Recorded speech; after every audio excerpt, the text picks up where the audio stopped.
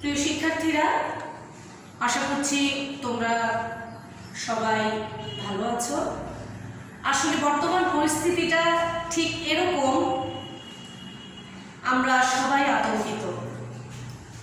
COVID-19 corona ভাইরাসে আমরা সত্যি সবাই আতঙ্কিত। তারপরেও সব কিছু সচল রাখতে হবে, লেখাপড়া সব কিছুই, এবং সেটা অবশ্যই স্বাস্থ্যবিধি মেনে। আর এরই প্রচেষ্টায় বাংলাদেশ সরকারের সংশ্লিষ্ট মন্ত্রণালয়ের উদ্যোগে আমাদের এই অনলাইন ক্লাস। আশা করি তোমরা উপকৃত হবে। আমি আজকে বাংলাদেশ বিশ্ব পরিচয় অষ্টম শ্রেণীর বাংলাদেশ বিশ্ব পরিচয়ের 10ম অধ্যায়ের উপর তোমাদেরকে পাঠদান করব। শুরুতে আমি তোমাদেরকে একটা ছোট্ট গল্প বলছি, তোমরা একটু মনোযোগ দিয়ে শোনো। পল্টু নামের একটি ছেলে কমলাপুর বস্তিতে তার বাবা মা ছোট্ট একটি ভাইকে নিয়ে বেশ অনেক দিন থেকে বসবাস করছে। পল্টুর বাবা রিক্সা চালাতেন। হঠাৎ এক সড়ক দুর্ঘটনায় তার দুটি পায়ে চলে যায়। এখন সে বাসায় শয্যাশায়ী। পল্টুর মা মানুষের বাড়িতে বুয়ার কাজ করে। সকালে বের হয়ে যায়, সন্ধ্যায় ফিরে। এই সামান্য রোজগার দিয়ে তাদের সংসারটি চলে। পল্টু সারাদিন তার বস্তির অন্যান্য ছেলেদের সাথে সময় কাটায়। একদিন পল্টুর বন্ধুরা পল্টুকে ডেকে বলল, আজকে ওরা একটা জায়গায় যাবে। পল্টু জিজ্ঞেস করলো, কোথায় যাব? আগে চল, তারপরে দেখবি।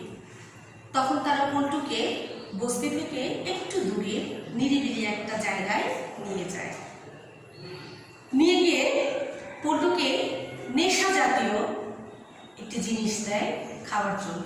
প্রথমে পল্টু খেতে রাজি ছিল না। লাস্টলি তারা তাকে একরকম বাধ্য করে খাওয়ার জন্য। শেষ পর্যন্ত পল্টু সেটা খায়। এরপরে পরের দিন আবারও যায়, আর একটু খায়। এরপরে রেগুলার যেতে যেতে পল্টু একেবারে নেশায় মত্ত হয়ে ওঠে। তখন তার ওই বন্ধুরা তাকে এভাবে ডেকে নিয়ে যায় না। এখন এই নেশার জিনিস পল্টু কোথায় পাবে? তার তো এত টাকা নেই। মায়ের কাছে চায়, মা বলে, বাবা তুই টাকা দিয়ে কি করবি? এত টাকা আমি কোথায় পাবো? পল্টু এটাও বলছে তার মার পক্ষে দেওয়া সম্ভব না। তখন পল্টু কি করলো, একদিন রাস্তা দিয়ে যাচ্ছিল, রিক্সায় দুটি মেয়ে রিক্সায় করে যাচ্ছিল। পল্টু দূর থেকে খেয়াল করলো তাদের হাতে দুটি ভ্যানিটি ব্যাগ রয়েছে। তখন পল্টু দৌড়ে গিয়ে ওই যাত্রীদের ব্যাগটি ছিনতাই করে পালিয়ে গেল। আমি আশা রাখছি আমার শিক্ষার্থীরা বুঝতে পেরেছ আমি তোমাদেরকে আজকে কোন পাঠের উপরে ক্লাস দেব। আমি তোমাদেরকে ক্লিয়ার করে বলছি, আমি আজকে বাংলাদেশের সামাজিক সমস্যা, বাংলাদেশের সামাজিক সমস্যার কিশোর অপরাধ নিয়ে তোমাদের সামনে আলোচনা করব। কিশোর অপরাধ। শিক্ষার্থীরা একটা জিনিস খেয়াল করো, আমি তোমাদেরকে যে ছোট্ট গল্পটি বললাম, এই গল্পটি কিন্তু কিশোর অপরাধের মধ্যেই পড়ে। এখন হয়তো তোমাদের মনে প্রশ্ন জাগতে পারে, ম্যাডাম কিশোর অপরাধ কাকে বলে? হ্যাঁ শিক্ষার্থীরা, আমি এবার তোমাদেরকে কিশোর অপরাধ কাকে বলে এই সম্পর্কে একটু ক্লিয়ার করছি। দেখো, তোমাদের 10ম অধ্যায়ে তোমরা প্রত্যেকে বই হাতে নাও, আমি পড়ছি, তোমরা একটু মনোযোগ দিয়ে শোনো, তারপর আমি বিস্তারিত আলোচনা করে তোমাদেরকে বলবো। অপ্রাপ্ত বয়স্ক ছেলে মেয়ে বা কিশোরদের দ্বারা সংঘটিত বিভিন্ন ধরনের অপরাধকে কিশোর অপরাধ বলে। আমি আবারও বলছি, অপ্রাপ্ত বয়স্ক ছেলে কিশোরদের দ্বারা সংগঠিত অপরাধকেই কিশোর অপরাধ বলে। এবারে দেখো, কোন বয়স পর্যন্ত অপরাধীদেরকে কিশোর বলা হবে, এটা নিয়ে কিন্তু আমাদের সমাজ বিজ্ঞানী এবং আইনবিদদের মধ্যে যথেষ্ট মতভেদ রয়েছে। ঠিক আছে, যেমন দেখো, বাংলাদেশ, ভারত ও শ্রীলঙ্কায় 7 থেকে 16 বছর বয়সী কিশোর যারা, তাদের অপরাধকে কিশোর অপরাধ বলে। আমি আবারও বলছি, বাংলাদেশ, ভারত ও শ্রীলঙ্কায় 7 থেকে 16 বছর বয়সী কিশোরদের অপরাধকে কিশোর অপরাধ বলে। আবার অন্যদিকে দেখো, পাকিস্তান এবং থাইল্যান্ডে কিশোর অপরাধের বয়সসীমা হলো 7 থেকে 18 বছর। আবার জাপানে এই বয়সসীমা হলো 14 থেকে 20 বছর। তাহলে দেখো, এক এক দেশে এক এক রকম বয়সসীমা নির্ধারণ করা হয়েছে। তাহলে আমাদের দেশে সাধারণত হলো, আমরা আমাদের দেশের আঙ্গিকেই কথা বলছি এখন, 7 থেকে 16 বছর বয়সে যে কিশোররা যে অপরাধটা করে তাকে কিশোর অপরাধ বলে। তাহলে আমরা কিন্তু মোটামুটি কিশোর অপরাধ কাকে বলে এটা ক্লিয়ার হয়ে গেলাম, ঠিক না? আমি আবারও বলছি, অপ্রাপ্ত বয়স্ক ছেলে মেয়ে অথবা কিশোরদের দ্বারা সংঘটিত যে অপরাধ তাকেই কিশোর অপরাধ বলা হয়। কিশোর অপরাধের মধ্যে কি কি করতে পারে দেখো, আমি তোমাদেরকে বলি। কিশোর অপরাধের মধ্যে পড়বে চুরি করা, ওকে, খুন, ছিনতাই, যেটা আমাদের গল্পের পল্টু করেছিল, ঠিক আছে, ছিনতাই, পরীক্ষায় নকল করা, এটাও কিন্তু একটা অপরাধ। শিক্ষার্থীরা দেখো, আমরা কত কিছু জানতে পারছি এখন।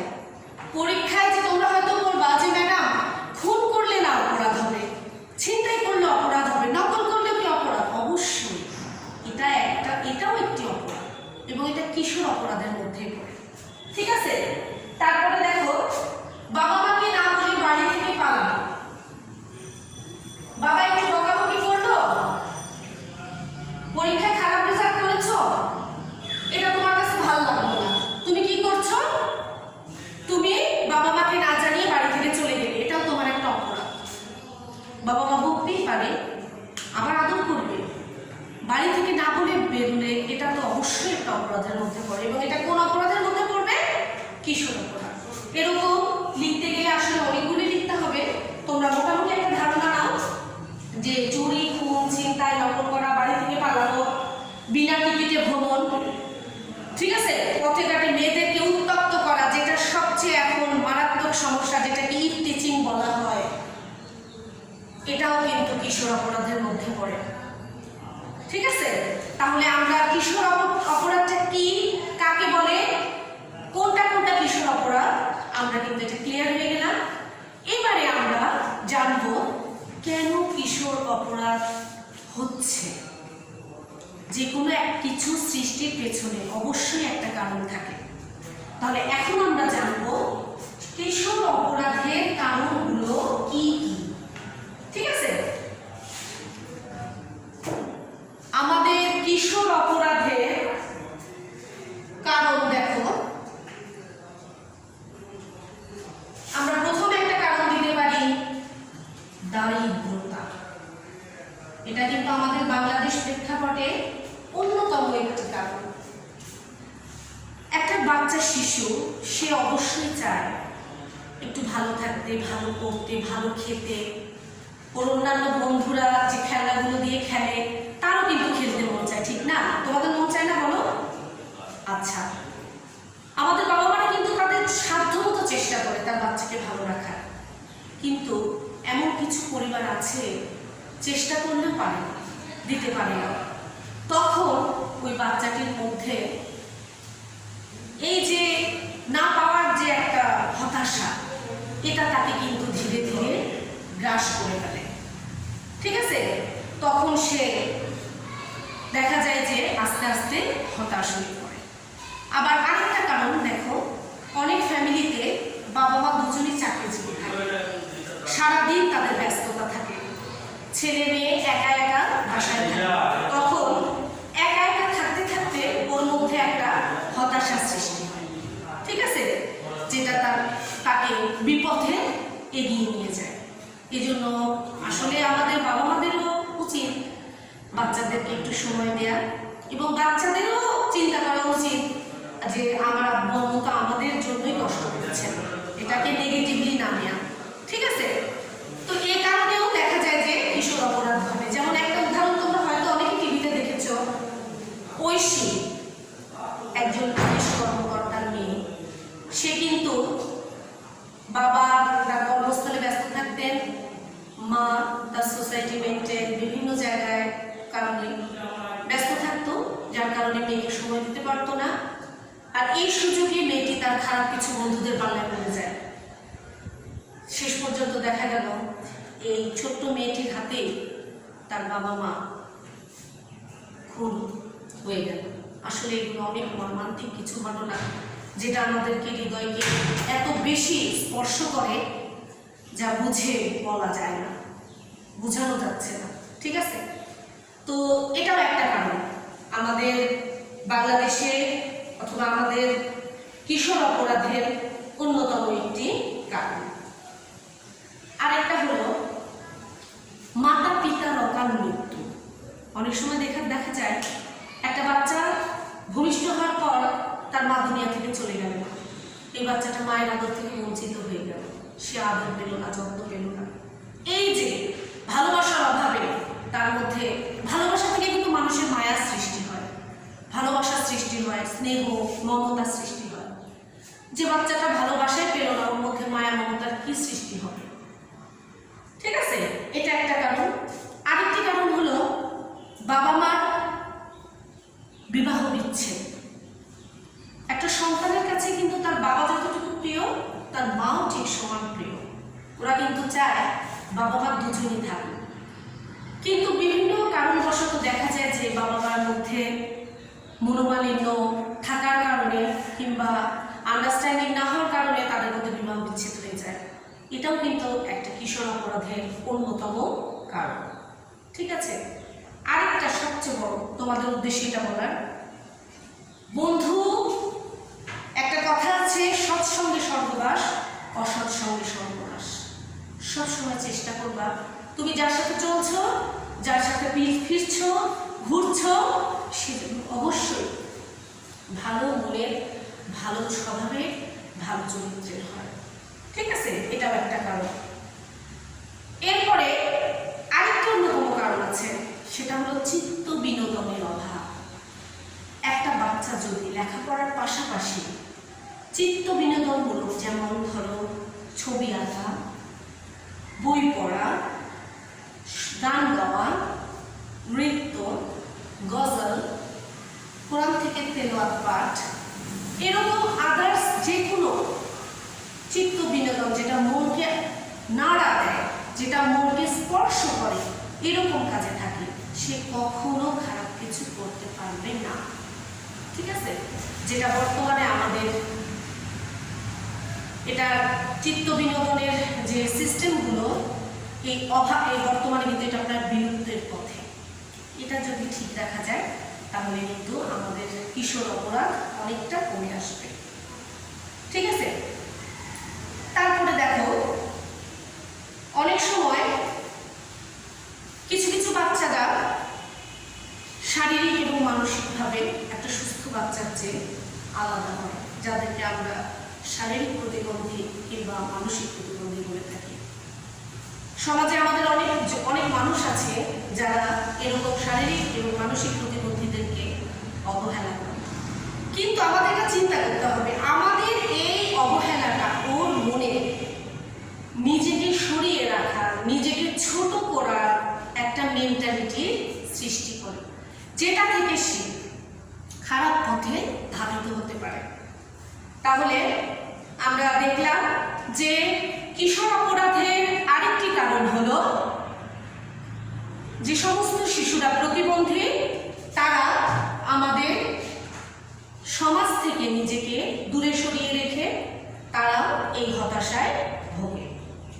ঠিক আছে? আরেকটা অন্যতম কারণ আছে, সেটা হলো আমাদের অনেকের বাবা মা ট্রান্সফারেবল জব করে। আজকে অমুক জেলায়, আজকে কুমিল্লায়, কাল রাজশাহী, পশু, বরিশাল, এরকম।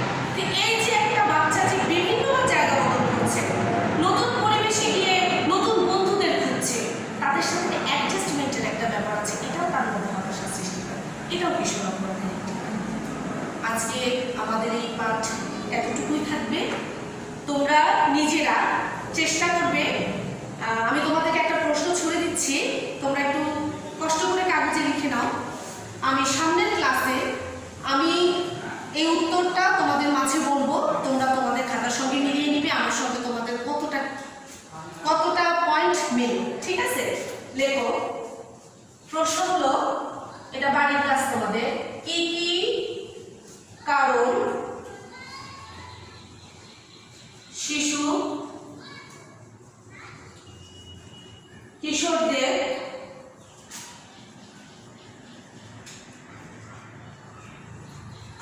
অপরাধী করে তোলে?